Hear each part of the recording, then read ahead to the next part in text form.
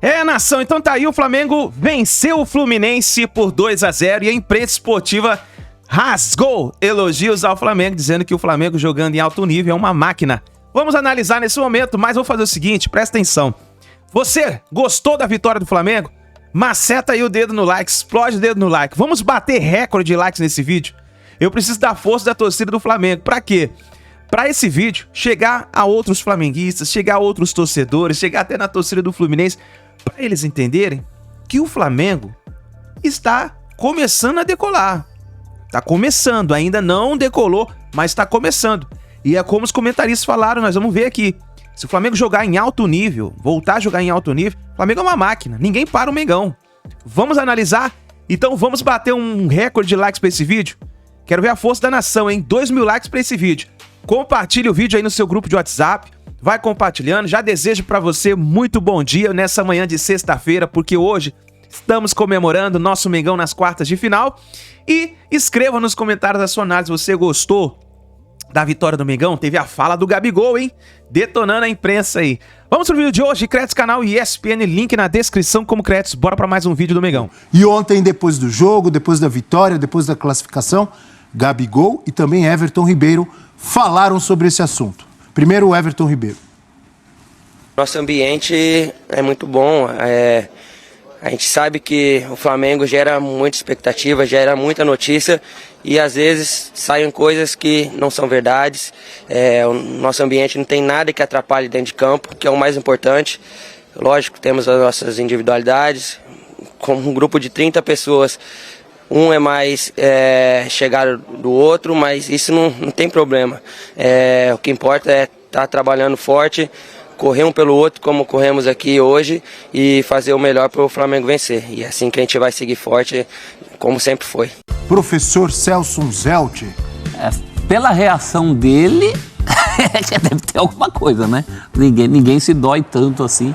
Acho que foi uma reação muito intempestiva. Mais uma vez, a imprensa é o problema para todo mundo repete esse discurso. Eu acho que teve outros momentos em que o Gabigol também veio a público falar isso e depois a gente ficou sabendo que não era verdade. Tá? Enfim, ele se doeu de uma maneira, eu acho que sentiu o Galvão. Acho que ele sentiu? Sentiu. Eu acho que ele sentiu alguma coisa ali e foi muito simplista de dizer que todo problema do mundo é problema da imprensa. O Gabigol sobe o tom e aí é uma relação que muitas vezes, ou reações como essas, são motivadas pela falta de entendimento do que é o trabalho da imprensa, que é noticiar, muitas vezes coisas que vão gerar incômodo, coisas que vão desagradar, e isso daí os jogadores muitas vezes não entendem bem, não notícias negativas, mas o que é papel da imprensa e o que não é. E para o Gabigol é muito conveniente, depois de uma vitória, você dá uma espetada na imprensa, porque acaba sendo um alvo fácil nesse momento para, problema do Flamengo não é interno, é da imprensa. Agora, um outro ponto que eu exalto dessa postura o cara está dando a cara, está ao mesmo tempo, de certa maneira, mostrando que algo que desagrada muitos atletas, que é o Everton Ribeiro toca num ponto crucial. Sempre num grupo tão grande de pessoas, você vai ter quem se gosta mais, quem se gosta menos, quem não se dá, quem simplesmente não gosta de um E vai ter essas pessoas como fonte para as informações, que isso fique claro também. Porque senão dá a impressão que o jornalista senta e bota a coisa da cabeça dele. Não é assim. Sim. Chegou alguma coisa. Pode não ser uma coisa correta, mas chega. Mas aí um ponto que é correto da crítica, e ele poderia ter explicitado isso com mais clareza, é o incômodo de muitos atletas, que esse tipo de notícia só vem à tona em momentos negativos. Dificilmente a gente vai ver uma manchete de problema de relacionamento quando o resultado vem. Então, esse aí é um ponto que eu concordo e, de certa forma, é uma autocrítica que todos nós, da imprensa, do jornalismo, devemos fazer.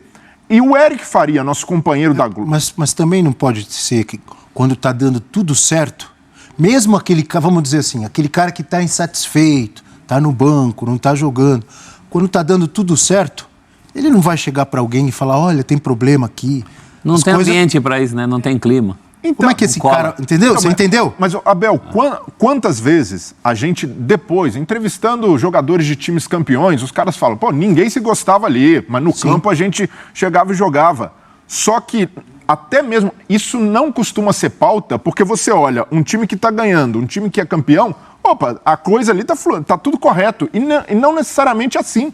A gente também se pauta muito por resultado. Então, é algo normal e que incomoda os atletas, e eu vejo como perfeitamente compreensível esse incômodo. E, para mim, o nosso companheiro Eric Faria, que o Gabigol aponta para ele também, você também publicou coisas, ele foi correto ali naquela postura. Deu voz ao Gabigol, não entrou no embate, porque não era um momento ali, e é natural disso, existir desafios. Continuou questionando, perguntou, então não há problema de relacionamento? E questionamentos, mas sem entrar ali num confronto. Foi uma relação de, como se espera, de imprensa e o atleta que se pronuncia e também manifesta um descontentamento, uma posição divergente. Para mim, o Gabigol, nesse momento, ele se mostra como uma liderança do Flamengo, como um cara que tem tamanho para fazer uma crítica dessas e segurar a bronca.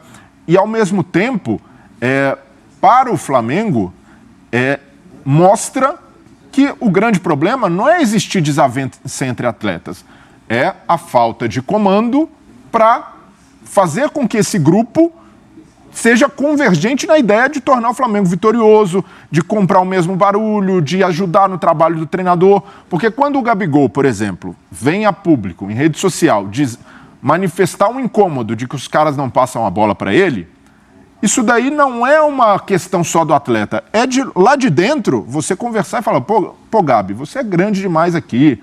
Nesse momento, vamos evitar esse tipo de coisa, até porque você acaba endossando uma ideia lá de fora de que há problema de relacionamento. Mas como não existe essa figura no Flamengo, o Gabigol, nessa entrevista aí... Então, ele precisava falar isso em rede social? Não, a bola não chega para ele? Pois não precisava. Não é melhor discutir lá dentro? Mas como não existe comando do futebol do Flamengo, os caras que são muitas vezes expostos, eles também erram, eles falham e eles têm de dar a cara. O Gabigol ali faz papel que deveria ser do diretor de futebol ou do presidente, que é de assegurar e dar um voto de confiança no trabalho do treinador. Ele defende o Sampaoli. Pô, o Sampaoli tem a cara do Flamengo, tem só 40 dias de trabalho. Então, esse cara, como é muito exposto e muito cobrado, Mas pode ser papel dele também, não pode?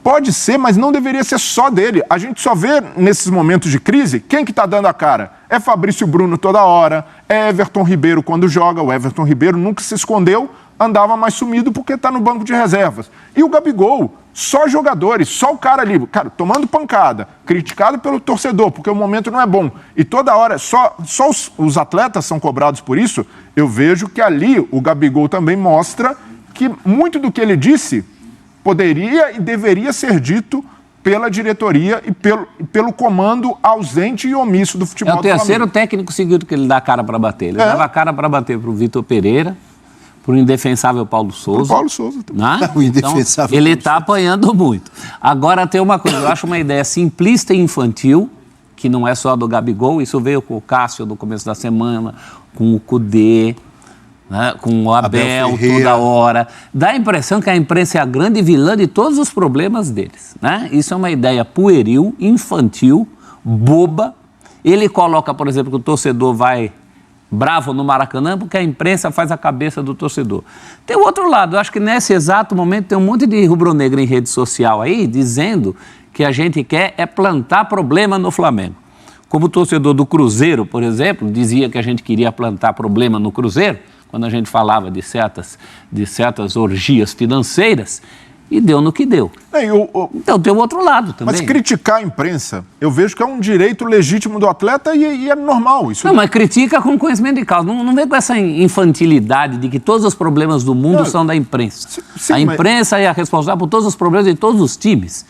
Pelo amor de Deus, alguém acha que a gente acorda de manhã pensando em prejudicar A ou B? Não tem mais o que fazer. Mas assim, prof, é que do nosso lado também, muitas vezes essa reflexão de, opa, isso aqui é adequado mesmo? Caramba, a gente só... O que vamos noticiar e o que é pauta de acordo com o resultado? essa autorreflexão e essa autocrítica às vezes falta muito. Mas isso é exceção, eles tratam como se fosse a regra. Então, mas porque para esses caras atinge muito num lugar que é o da exposição. Uma notícia dessas, nesse momento de crise de pressão, para eles tem um efeito ali, de fato, que às vezes é devastador para a autoestima, para o cara que é cobrado ali em rede social, que é atacado. Muitos atletas, por exemplo, dependendo ali do clima ou de como o torcedor está cobrando, o cara tem que sair de rede social, porque vem um esgoto ali derramado e em alguns momentos o nosso meio, e não são todos de fato, o problema é quando generaliza, mas contribuem para essa visão equivocada que se tem. Então, eu vejo como ali o Gabigol, para mim, por mais que tenha, de certa forma, generalizado, eu vejo algo ali, pelo menos, louvável, que cara, está dando a tapa e está questionando nos microfones. É que eles não têm a lógica da exceção, eles têm a lógica da regra. E ninguém no clube, entre empresários, pessoas que participam do entorno dos atletas, se preocupa em explicar esse trabalho. Explicar que a imprensa não se resume a um ou dois atores, então, que é algo muito maior. Né? Esse é o ponto. Eu costumo muito perguntar quando o pessoal manda na rede social, porque a imprensa falou isso, a imprensa fez aquilo. Eu pergunto, eu queria conhecer essa menina, essa tal de imprensa. Eu não sei quem é a imprensa, não conheço. Existem várias cabeças pensantes e atuantes na mídia, de diferentes formas. Hoje, o clube tem a sua própria mídia, também é imprensa. Claro. Quando você vai na TV oficial do Flamengo, também é imprensa. E aí tem um direcionamento. Quando você vai nos produtores de conteúdo associados ao clube, ali também é imprensa, ali também é uma mídia. Você tem os veículos mais tradicionais. O jornal, que hoje definha, né, os grandes sites de internet, as TVs, as rádios, que também passam por dificuldades, mas tudo isso não pode ser visto como uma coisa só. E dentro de cada um dos veículos há personagens diferentes e abordagens diferentes. Há, sim, alguns que produzem conteúdos e diariamente eu me enojo vendo. Mas são alguns. E você não pode generalizar. Não é tudo. Então, eu concordo, o Breno acho que foi perfeito aqui. Impossível você ter um grupo de 30 jogadores, e não é só de 30 jogadores, porque em torno desse grupo circula a comissão técnica, circulam os funcionários do clube. É um ambiente de futebol... Médico, fisioterapia... gigantesco. Você imaginar que aquilo ali é o mundo... ideal, perfeito, estão todos em plena harmonia, se entendem, são amigos, entram sorridentes, saem sorridentes, aquela coisa do comercial, né? da família perfeita e tal. Isso não existe em lugar nenhum. É claro que vai haver desavença. O problema é que vocês aproveitam um momento de dificuldade técnica e a imprensa, né?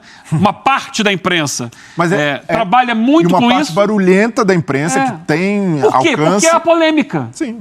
É aquele que corre unicamente atrás da polêmica, porque sabe que a polêmica vai dar clique, vai dar audiência e tal, e aproveita o momento para jogar isso. A generalização é o grande erro.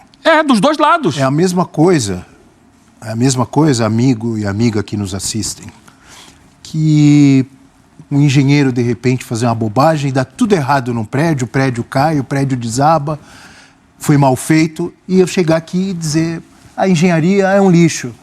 Os engenheiros são uma porcaria. É a mesma coisa que um erro médico. Eu chegar aqui e falar, a classe médica é um lixo. Olha aí, é isso que muita gente tem feito com o jornalismo. É a mesma coisa que um anestesista, como aconteceu aqui outro dia, esse sim, um lixo, estuprando uma mulher no trabalho de parto, e foi flagrado, e eu chegar aqui, ou alguém chegar aqui e dizer, olha só a classe de anestesistas, que bando de pilantras. Tá certo isso? Perfeito. Então existem jornalistas, bons jornalistas, maus jornalistas, jornalistas que são bons e cometem erros. Existe de tudo, como em qualquer profissão.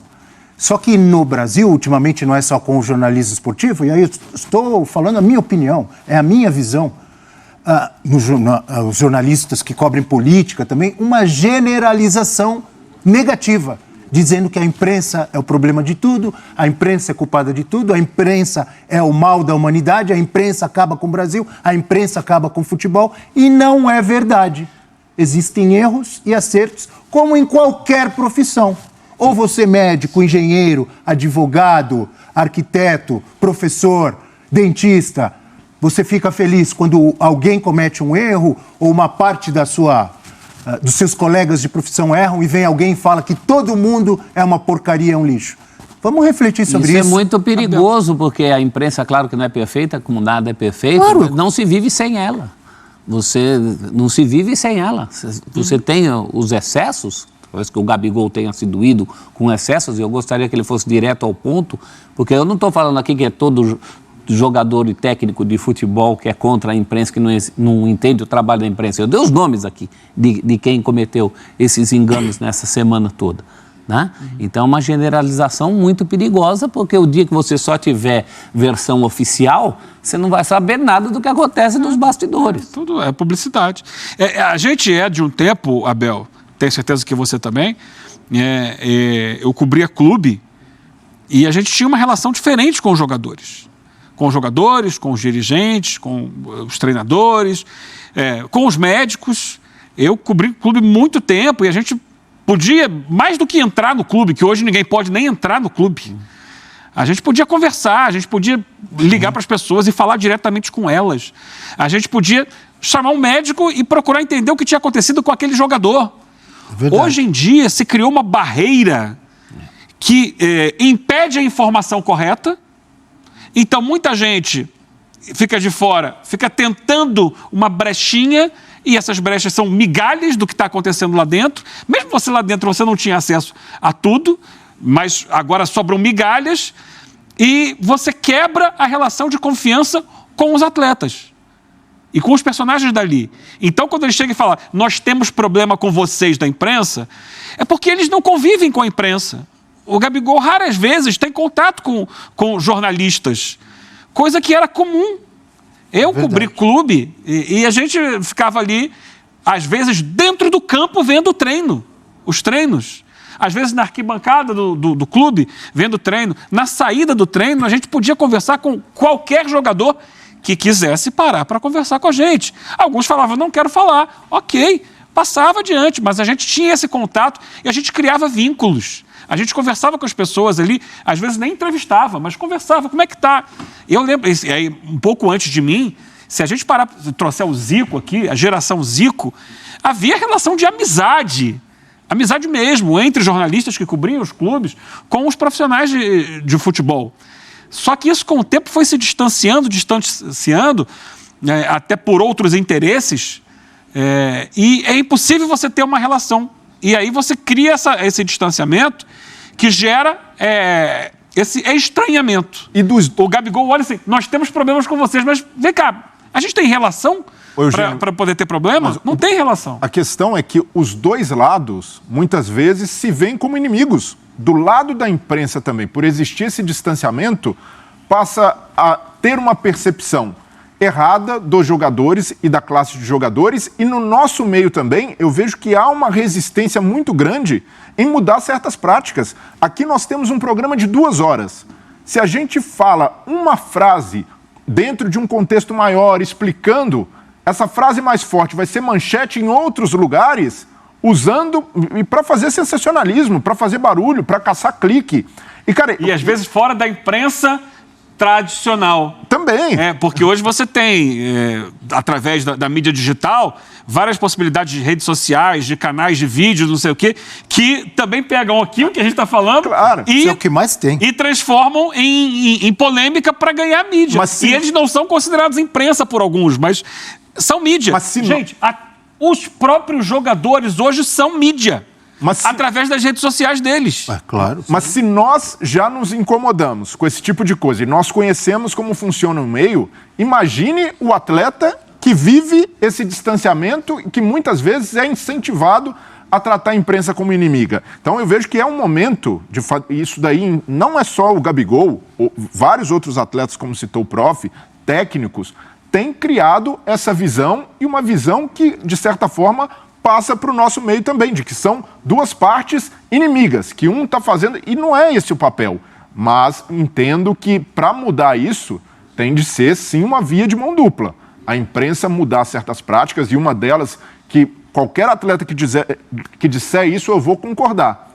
o tipo de notícia que se publica nos resultados negativos e como a pauta muda quando a maré vira, quando os resultados chegam, parece que não existe nada de ruim. E no Cruzeiro mesmo aconteceu isso, o prof citou. O caso enquanto o Cruzeiro estava vencendo, enquanto a coisa estava girando ali, a imprensa também. Mas aqui sempre se falou. No Cruzeiro foi diferente. O Cruzeiro estava na fase boa, com o Mano Menezes ganhando Copa do Brasil, e tinha parte da imprensa lá, de Minas, rádios, já denunciando coisas que estavam acontecendo no Cruzeiro. Eu lembro que gente dentro do Cruzeiro ficou brava. E depois, todo mundo viu que era verdade. Tá vendo como a imprensa são? É o contrário do que você está falando.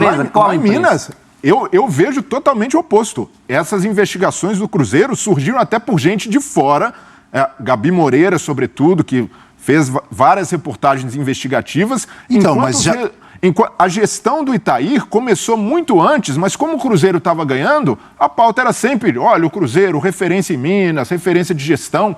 E essa maré só virou a partir de reportagens investigativas que demoraram também a ter ressonância por lá. Ah, sim, demoraram a ter ressonância, tudo bem, mas já tinha começado.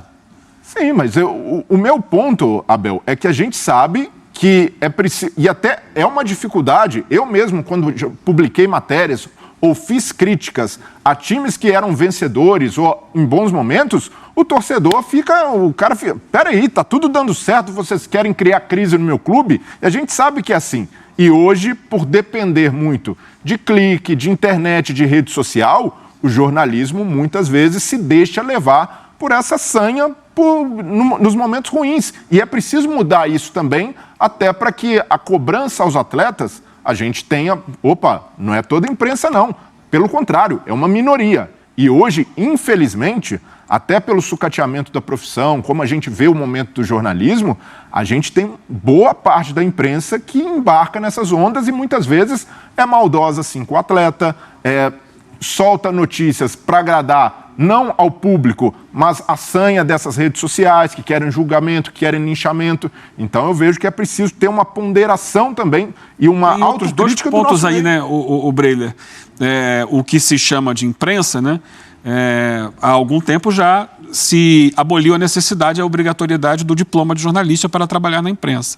Isso também afeta a qualidade do material que é produzido. E, além disso, né, hoje você abriu outros caminhos, outras possibilidades de as pessoas se transformarem em mídia, que aí, de qualquer forma, não vai precisar ter uma formação acadêmica para trabalhar com isso. E é importante ter a formação acadêmica para saber comunicar, ter a ética da comunicação e ter mais responsabilidade com o que se faz.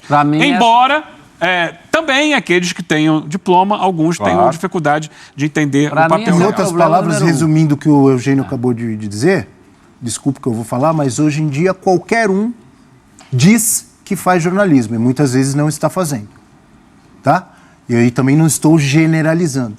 E hoje, Abel, os clubes, por exemplo, credenciam e tratam da mesma forma um influenciador, um cara que é torcedor, e da imprensa em geral. Então o atleta passa a ver todo mundo no mesmo bolo. Pô, esse cara tá aqui, ele tá ali no lugar dos jornalistas, ele faz perguntas. Então o atleta não vai ter esse discernimento de separar. Então é uma coisa muito mais complexa, mas eu vejo que até para os atletas entenderem e a gente ter um trabalho didático, a gente precisa tornar essa relação menos tóxica. E hoje estamos num momento muito ruim de relação entre atletas, treinadores e profissionais do futebol com a imprensa em geral. Professor Celso Zelt, complete para a gente mudar de assunto e voltar a falar do Fluminense de Fernando Diniz. Eu acho que não é nem só atleta que tem que entender, é o mundo, as pessoas. As pessoas estão fazendo uma grande confusão entre informação e rede social, por exemplo.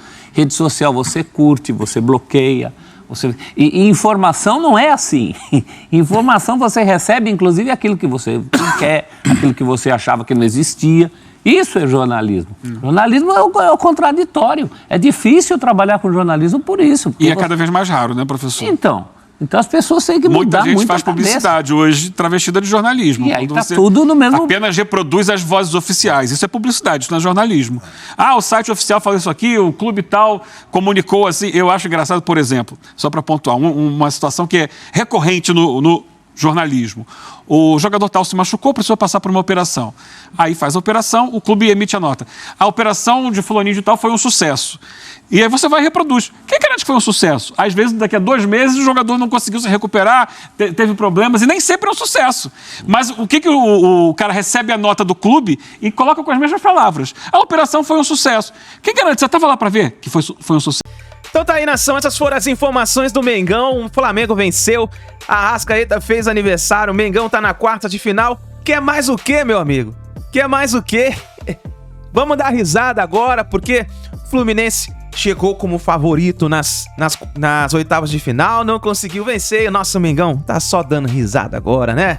Agora, próxima partida do Flamengo é nessa segunda-feira contra o Vasco. É clássico de novo, hein?